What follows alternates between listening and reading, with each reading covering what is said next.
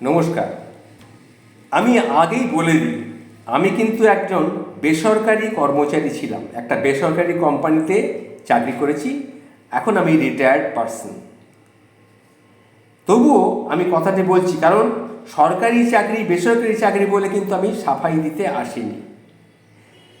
বর্তমান পরিপ্রেক্ষিতে আমি এই ঘটনাটা বলছি। দেখুন, চাকরি যাওয়াটা সত্যিই খুব কষ্টের। সেটা যে ফিল্ডেরই হোক না কেন, যার যায় সেই বোঝে। তারপরেও বলবো, পার্থক্য তো আছেই।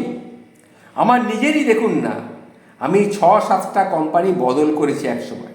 সেই সময় কেউ কিন্তু সমবেদনা জানায়নি, একমাত্র নিজের পরিবার ছাড়া। তবুও বলবো পার্থক্য আছে। আর সেটা হলো, যখনই নিজের চাকরি আমি হারিয়েছি, কখনো 1 মাস, কখনো 2 মাস, কখনো 6 মাস আমি অপেক্ষা করেছি পূর্বের চাকরিটা ফিরে পাওয়ার জন্যে, বা অন্য জায়গায় চাকরির চেষ্টা করেছি। কিন্তু বিভিন্ন জায়গায় চাকরি করতে করতে আমার যে একটা এক্সপিরিয়েন্স হয়েছিল, সেটাকে কাজে লাগিয়ে আমি পুনরায় চাকরি পেয়ে যেতাম। তুলনামূলকভাবে বেতন কখনো কম পেতাম, কখনো বেশি পেতাম, কিন্তু কাজ ঠিকই পেতাম। সেটা 2-4 মাসের জন্য আমাকে হয়তো অপেক্ষা করতে হতো। কিন্তু চোখের সামনে আমাদেরই সাথে বড় হয়েছে এক ছেলেবেলার বন্ধু। ছোট্ট একটা ভাড়া বাড়িতে থাকতো সে নিজের পরিবারের সাথে।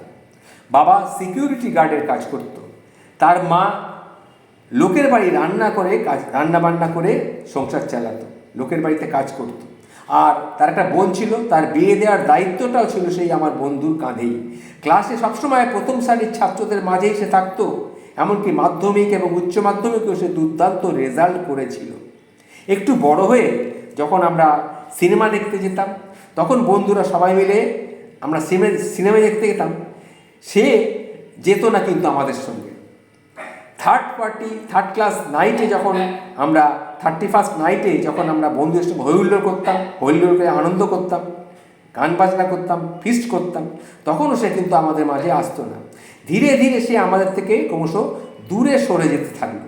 আসল কথা, সে তার গোলটা ঠিকমতো বুঝতে পেরেছিল। নিজের জীবনের আনন্দকে সে বিসর্জন দিয়ে সে নিজের একটা জায়গা তৈরি করার চেষ্টা করছিল। অনেক কিছু তার জন্য রঙিন স্বপ্ন তাকে ত্যাগ করতে হয়েছিল সেই বয়সে।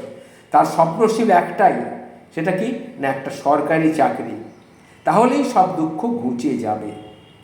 জীবনের 6 থেকে 7 বছর কি 8 বছর এইভাবেই কাটিয়ে দেওয়ার পর তার স্বপ্ন পূরণ করলো সেদিন কি জানতো এমন দিনও আসতে পারে। চাকরি পাওয়ার পর সে ভাড়া বাড়ি ছেড়ে একটা ছোট্ট জায়গা কিনেছে, নিজের বোনের বিয়ে দিয়েছে। বাবার বয়স হয়ে গিয়েছে, রাত জেগে আর ডিউটি গার্ডের কাজ সে করতে পারে না, তাই বাবাকেও সেই কাজ থেকে ছাড়িয়ে দিয়েছে। তাই মাকে আর কাজে যেতে দেয় না, লোকের বাড়িতে কাজ করতে পাঠায় না। সব শেষে হোম লোন নিয়ে বাড়ি বানিয়ে নিজেই বিয়ে করেছে বছর 2 আগে। 2 সপ্তাহ আগে তার একটা ছোট্ট মেয়ে হয়েছে। খুশির আলোয় ঘরটা বেশ ভরে উঠেছে, আলোয় বেশ ঘরটা ঝলমল করছে। গতকাল হঠাৎ সে চাকরিটা হারিয়ে ফেলল। এখানে আমার একটাই প্রশ্ন, সে কি শুধুই চাকরি হারালো? এতদিনের ত্যাগ, এতদিনের স্ট্রাগল, এই যে সে নিজের কৈশোর জীবন, যৌবন জীবন সে যে এত স্ট্রাগল করেছে, কোনো রকম উৎসবে সে আসেনি। নিজেকে শুধু একমাত্র লক্ষ্য ছিল তার ভালো করে একটা জায়গায় পৌঁছে সে একটা ভালো চাকরি করবে। পেয়েও ছিল, কিন্তু সেটা সে ধরে রাখতে পারলো না। তার যে এতদিনের ত্যাগ, এত স্ট্রাগল, এত যে সময় দিল, এইভাবে সে ব্যর্থ হয়ে যাবে? আবার কি নতুন করে কিছু করার ইচ্ছে, শক্তি, ধৈর্য, অদম্য জেদ, এসব কি আর তার মধ্যে থাকবে? তাছাড়া সে বাড়ি তৈরি করেছে রিসেন্টলি, হোম লোন নিয়েছে, সেই লোনটাকে সে শোধ করবে কী করে? তার একটা ছোট বাচ্চা হয়েছে, বাচ্চাটার ভবিষ্যৎ কী হবে? তার বৃদ্ধ বাবা মাকে কে দেখবে? তার জীবন সঙ্গীর কি অপরাধ ছিল যে তাকে বিয়ে করেছে? তার কি অপরাধ? আমরা যারা বেসরকারি কর্মচারী ছিলাম, অন্তত আমি, যারা বেসরকারি কর্মচারী এখনও যারা কর্ম করে, ওয়ার্ক এক্সপিরিয়েন্স এবং কাজের স্কিল দেখিয়ে 2-3 মাসের মধ্যে অন্য একটা কাজ আমরা জোগাড় করে নিতে আমি অন্তত পেরেছি, অনেকেই পারবে। কিন্তু সেটা কি ওই বন্ধু তার ওয়ার্ক এক্সপিরিয়েন্স আর কাজের স্কিল দেখিয়ে 2 মাসের মধ্যে একটা সরকারি চাকরি কি সে জোগাড় করে ফেলতে পারবে? এইটাই হচ্ছে আসল পার্থক্য। আমি প্রথমেই বলেছিলাম, বেসরকারি কর্মচারী হোক আর সরকারি কর্মচারী হোক, পার্থক্য কিন্তু একটা আছেই। এই এত কিছুর মাঝে যদি সে কিছু করে বসে, এত মাথার উপরে চাপ, সে যদি কিছু করে বসে, একটা ভুল সিদ্ধান্ত নিয়ে ফেলে, কতগুলো জীবন নষ্ট হবে ভাবুন তো।